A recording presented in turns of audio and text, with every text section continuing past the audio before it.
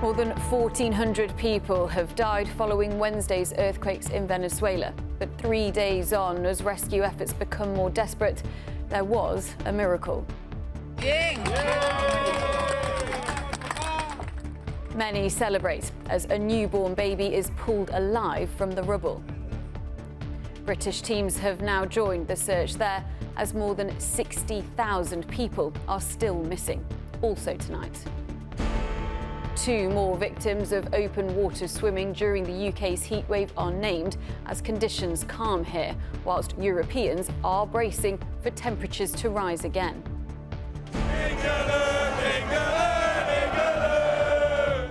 The Englishman in New York. 3 Lions fans take to the darts as the players get ready to take on Panama at the... Good evening. More than 1,400 people have died in Venezuela and more than 68,000 are still missing, 3 days on from twin earthquakes that hit the country. British teams have arrived there with specialist dogs and equipment as rescue efforts become more desperate. 68 personnel have been deployed to search for those still trapped beneath the rubble. But as stories of survival become less frequent, there was a moment of relief as an 18-day-old baby was found alive. Helen Keenan reports. A tiny beacon of hope in what are dark days for Venezuela. A newborn baby retrieved from the rubble and delicately passed between rescue workers. The baby is just 18 days old, wrapped in a quilt and cradled, finally safe again, a moment he can't quite believe. Its mother also pulled alive from the rubble and now both recovering in hospital. They are hope amongst the humanitarian crisis. But for others, their search for loved ones continues. Some have little option left but to hope and pray. His daughter and grandchild are still trapped. It's a desperate situation. The 3rd day since back-to-back earthquakes struck in Venezuela. The number killed has now reached at least 1,430. Thousands more have been injured. There are still people in there. There are still a lot of people trapped in there. I come every day because this is my home. This is my area. This is my life. This means everything to me. International rescue are now on the ground. We understand British teams have also arrived to join the search, trawling through the remains of buildings. Few countries are less prepared for a disaster of this scale than Venezuela, hit by sanctions and with infrastructure suffering from years of neglect. Acting President Delcy Rodriguez has been visiting areas of destruction. Venezuela no está sola. The tragedy currently casting a shadow over the state of La Guaira casts a shadow over all of Venezuela. These next few hours are critical.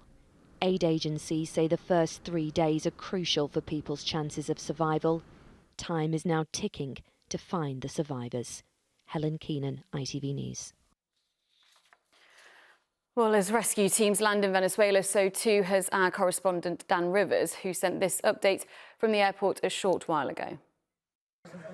This is the scene in the airport in Valencia where rescue teams from all around the world are beginning to arrive. People from Mexico, from Japan, from Panama, from Spain, some of them with dogs who are trained to sniff out survivors. A lot of these teams are bringing in generators. Some of them say they have drones, specialist cameras to look in the rubble as this search for survivors really starts to ramp up now. The Venezuelan authorities apparently are sort of opening up their border in a country that has hitherto remained very restricted. I think the message now is that they need these people to get in as quickly as possible and get to the buildings that have been damaged. Dan Rivers from Caracas Airport. 2 people who died after getting into trouble in open water during the heatwave have been named. Tributes have been paid to 13-year-old Hayden Jones-Powell and 22-year-old Brody Leach. At least 5 people have died after entering water over the last 3 days as temperatures soared across the UK. But as conditions begin to calm here, Europe is expected to see record-breaking highs again, as Max Walsh reports. 13-year-old Hayden Jones-Powell was described as a cheeky, gorgeous boy.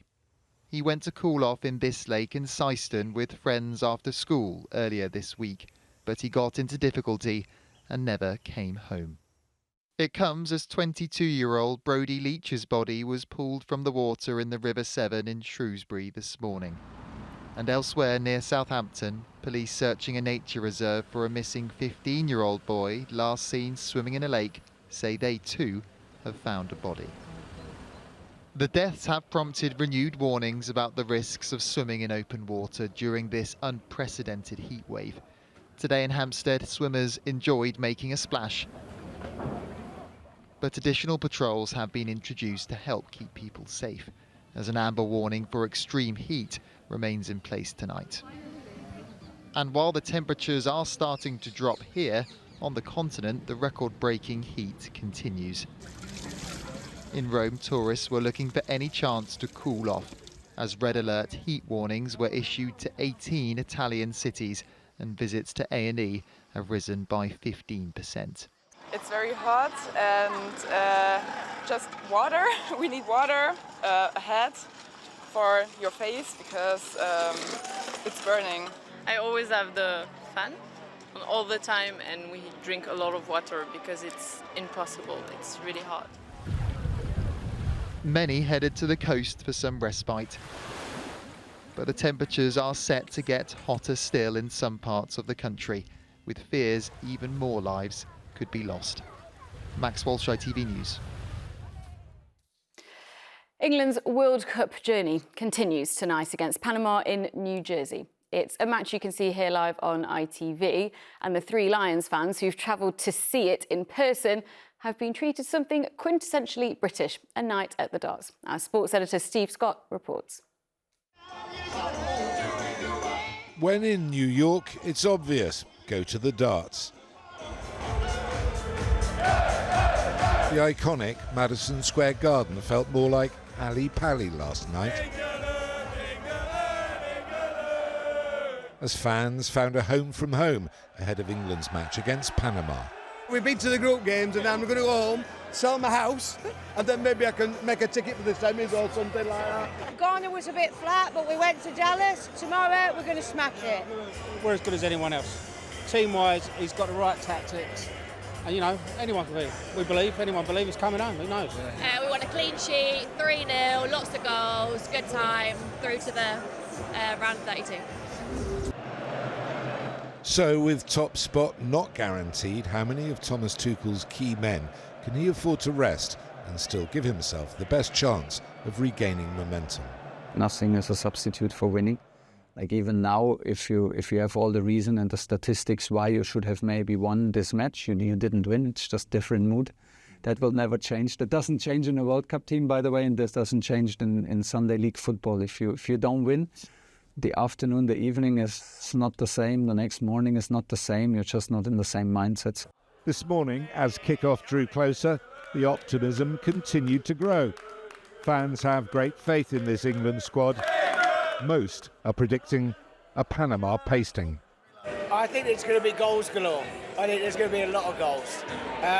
Not so much for Panama, but definitely about 5 for England.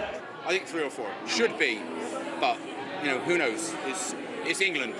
I think the score is going to be 2-1 England. I think definitely England is going to win. We only need to win 6 more games and that's it. You know, then we win the championship. England thumped Panama 6-1 at the Russia World Cup, their only other meeting. Nothing more to lose, so will they play with a freedom that might unsettle the Three Lions?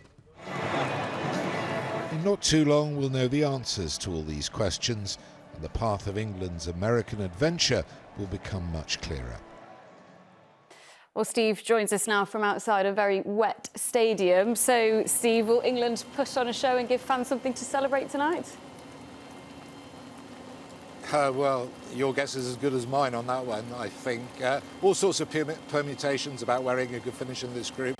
Top the group, second or third tonight. The one that England fans are working on, of course, is they beat Panama this evening and Ghana don't beat Croatia by a hatful of goals, and England would finish top. So what about today? Well, Thomas Tuchel has a balancing act, really. How many of his key players can he rest without disrupting the team too much? That was the downside of not beating Ghana. And he's got injuries to deal with. Reece James, we know, is out, but Declan Rice and Elliot Anderson in midfield also are doubts. Will he risk them? We'll wait and see. For those planning ahead, if England do win this group, it's a quick turnaround. Atlanta on Wednesday is the next game, probably against the Democratic Republic of Congo or Senegal. If they don't win tonight and they finish second, well, that means Cristiano Ronaldo and Portugal most likely. So there's a lot riding on this game tonight.